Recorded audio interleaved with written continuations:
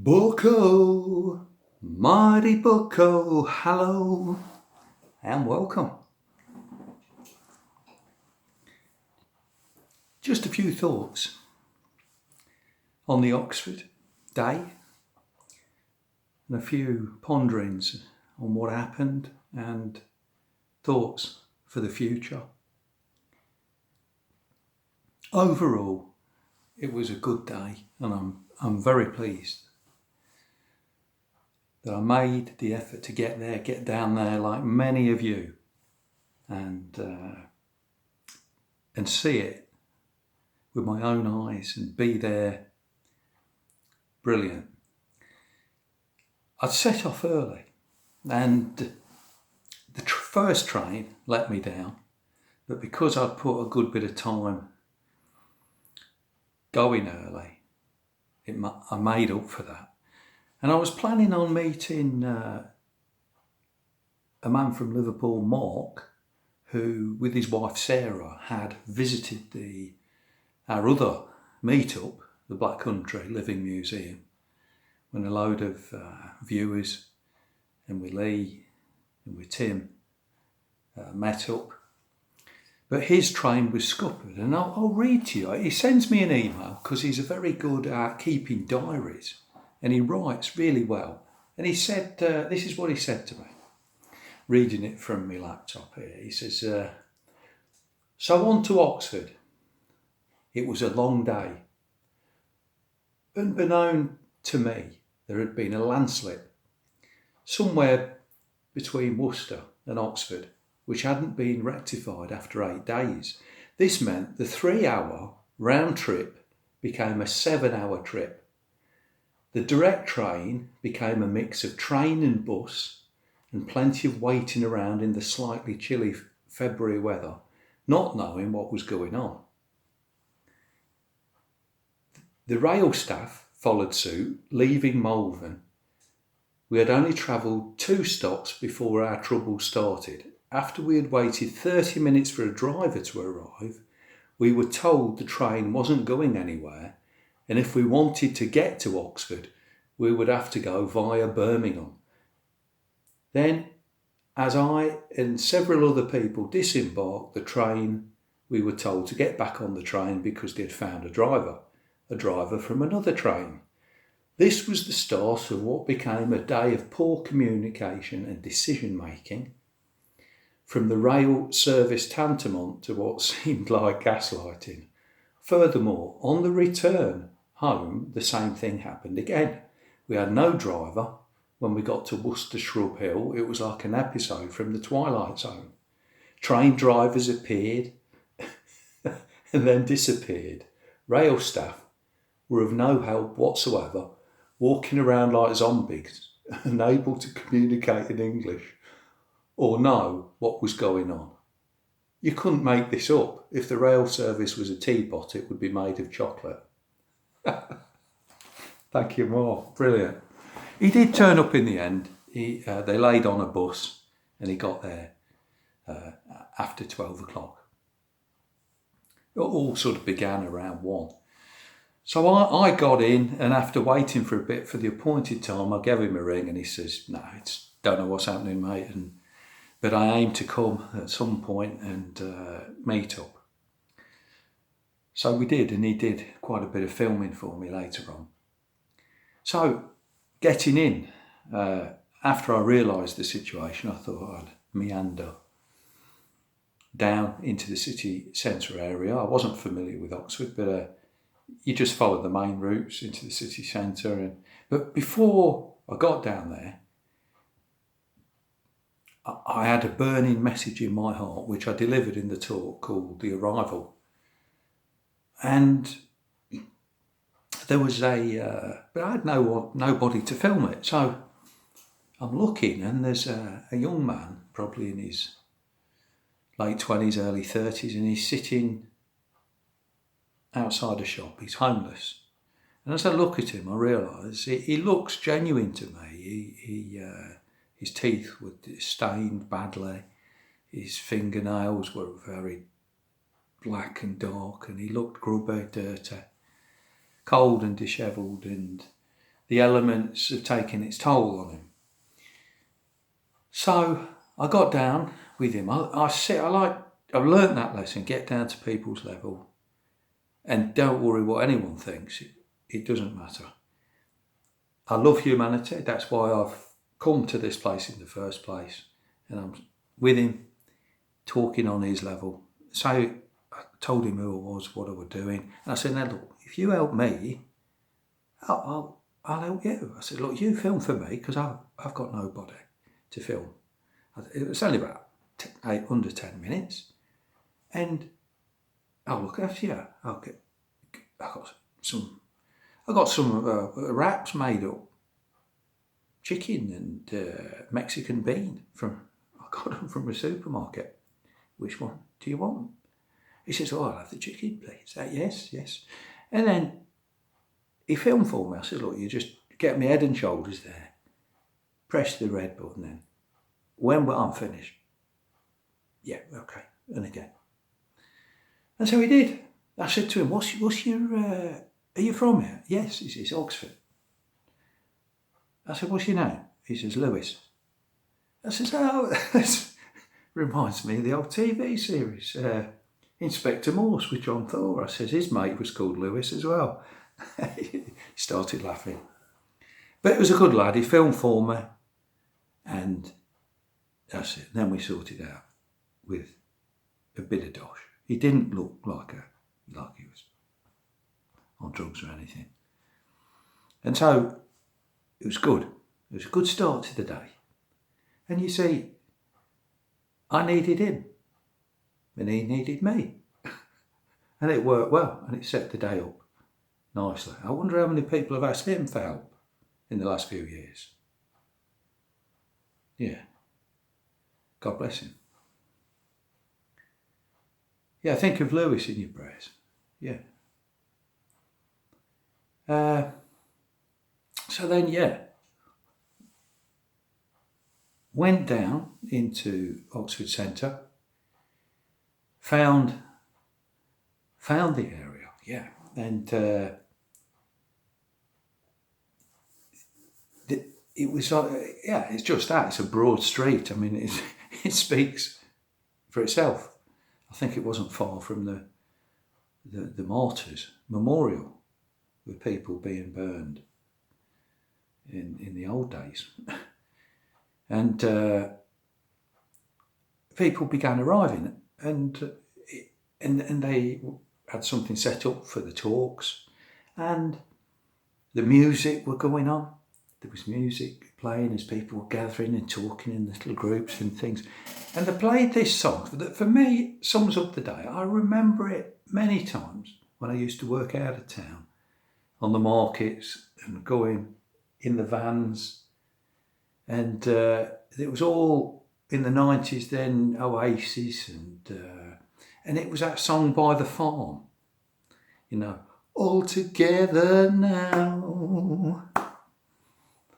All together now, all together now, in no man's land, together.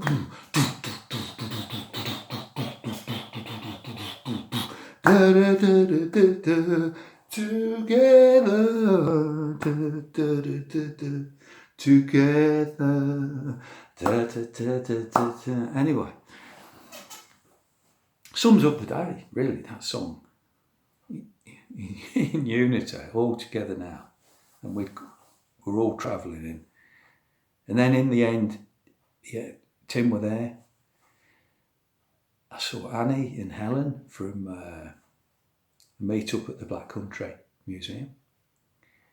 Lee turned up with James, who knew him from his site, who was on the train. And Mark made it in the end. And Neil and Ruth were there from our area. And all the messages were straightforward, good, not too long. Yeah, the PA system wasn't good, but you caught a gist of what they were saying. But yeah. And then there were people who recognised me, the odd the odd one here, the odd one there. There was Fettler John who came up, and we all joined forces, and even at the end we ended up in the pub having a pint. He was one of my first subscribers. And yes, it was good to meet him, and it's fair to say he was in fine fettle. Okay, that's a bit... No, he was in fine fettle. Yeah. And let's think, what else have we got? Yeah, okay. From that point, let's just... I'll come back to later on the march and how it finishes, but I want to throw a few thoughts in of over the lockdowns that we've had from 2020. All these short, brief little stories I relate to you are true, and they all came to our attention afresh within a 24-hour period. And I thought, hello, this is highlighting something of mental health, of the effect it's had. Now, bearing in mind, we know some people were terrorised. Well, not just some, a lot of people were terrorised by this fear. The boogeyman's going to jump on your back and get you. You know, and we know, we labelled them bedwetters and, you know, fearful people living in a state of that there's this deadly plague stalking the land. So I'm just, to save their identities, I'm just going to refer to them as, in these 4 cases, they're all women, so I'll just say it's lady number 1. Okay. So lady number 1, she is a Christian lady. Before the Rona kicked off, there was no, to our knowledge, any agoraphobia, no fear of crowds or being out and about. But in a church meeting, and this is, you know, up to date, she became very anxious because the service had gone over by half hour. And she kept repeating and saying, I have a strong feeling I need to be home. I need to be home. Right. And this is a trait. It's not just something happened and she feels she has to get home. So lady number 2, again, the same, a Christian lady, same as the other one. But this one, she's become housebound now, and only goes out extremely sporadic. Right?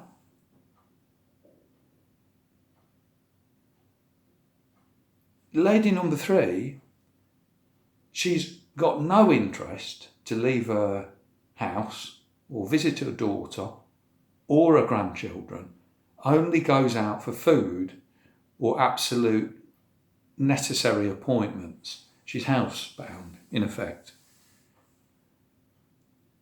And again, now this last lady did suffer with agoraphobia, got over it before the Rona, well before, was doing things as a normal life, and once the Rona kicked off, bang, it threw her back into her old way. Lady number 4 admitted that she don't like to be in crowds and likes to get home. Now, think on all those incidents. This is the fruit, the bad, evil fruit of the lockdowns and what it's done to them in their mental health. Now, at the same time as these 4 incidents, a friend of mine from Leicester called Kirk, his name's Kirkham, I often refer to him as Captain Kirk. We communicate through voice message often, and he says, this is what he said in not knowing anything about this. He asked how things had gone in Oxford. But he touched on this, and again, he's a Christian and he goes to different churches. He said, I love company. I love to have chats and visit people. In the old days, I was always being welcomed into people's homes. We don't see that so much these days. People don't open up their homes. It seems people are more inward looking and being by themselves. Also, the young people are always in their tablets and phones. Now, that's a very interesting point, and it's true.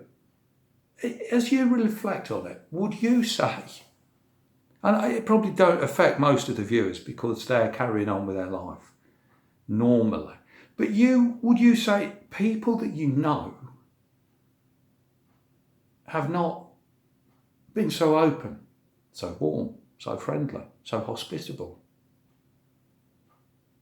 And I think it's fair to say Kirk's made some very valuable points. And if you think about it, where will all this lead? If after 3 years, and those are just people in our circle, so this must be multiplied many, many, many, many times.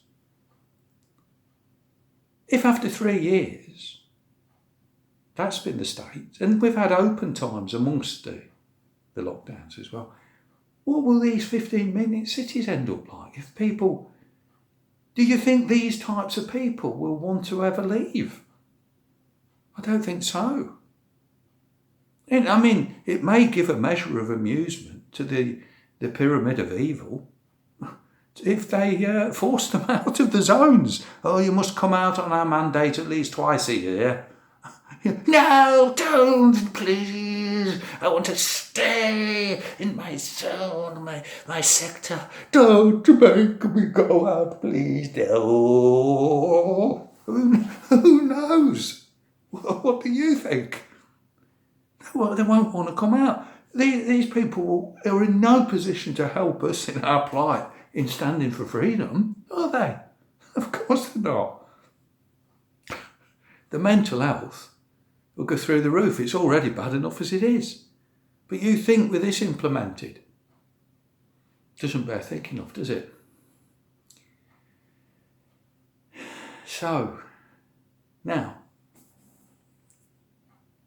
okay, back to the actual the day. So the march set off. It was all good and amazing amount of people. I think I probably summed it up in that talk with Fettler John that it looked around 5,000 or 6,000. And I'd said on previous videos I'd carried a cross as well as my placard. This is a battle between good and evil, between for freedom or tyranny. And I had my plain wooden cross, which I held up. And people could think what they want, but it is a spiritual battle, and it's the power behind that piece of wood in the victory of the cross.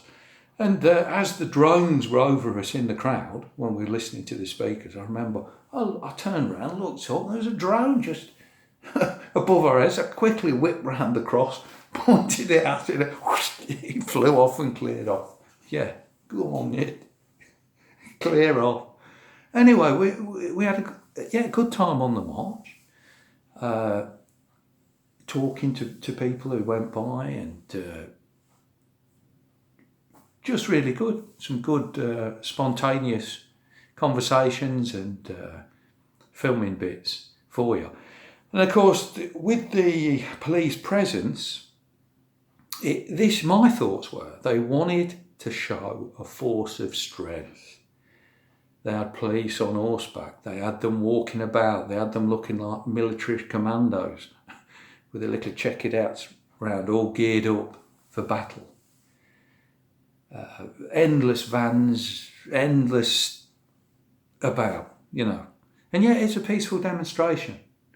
And I think what they were trying to get across was, we're in control, but I don't think they really necessarily wanted trouble. I don't know what happened after we had left and it had finished, but makes me wonder. I think maybe they didn't want anything on that day, because had they wanted trouble, they'd have laid in, dragged people down, arrested them, one thing and another, had they wanted it. So maybe they didn't on this because it was in the centre of their turf, as it were. Yeah. So, in finishing, this came to me the other day at work, right? Now, let's have a look at that. So, 15, just look at the words there, look. 15-minute cities. Right. 1 and 5 is what? 6. Minute has how many letters? 6. Cities has how many letters? 6. So there's your first 666, right there. Right there. Then, if you look at the alphabet as A being 1, B 2, C 3, right through the alphabet. Each one has a numerical value. Minute, you get 13, 9, 14, 21, 20 and 5. If you add them individually, 1 plus 3 plus 9 plus 1 plus 4 plus 2 plus 1 plus 2 plus 5, you get 28. With cities, 3, 9, 20, 9, 5, 19, 3, add 1, 3, add 9, add 2, add 9, add 5, add 1, add 9 is 38. 28, add 38 is 66. 66. And then again, because the 15-bit is it's not a letter, they're numbers. So you got your 6 again. So you drop it down to there and you got 666 again. So there you are. 2666 is right, because these people are dark occultists. They're followers of Aleister Crowley's ancient Egyptian mysteries. They are, in effect, Egyptian mystery fundamentalist fanatics, and they take things extremely serious. They do. That's why it's all done by the numbers, all done by the times and the seasons, and they're speaking in many ways through these things. Obsessed with the biblical number of the 666, the beast of Revelation. So, and yeah, I mean, as I said, I gave that illustration. Will they want to come out of the zone? And I finish with that thought from the Gospels in John chapter 5. The man healed, who had been a long time in a paralysed state. And Jesus asked him, do you want to be made whole? Because it says it's been a long time like that. And let's not assume everyone will want to leave their sector and zone after so many years. So, a few thoughts that sum up the day. Pleased I went to make a stand. And great to see so many people turn up. Let's continue. And let's encourage each other along the way. My thoughts of the day. Be seeing you.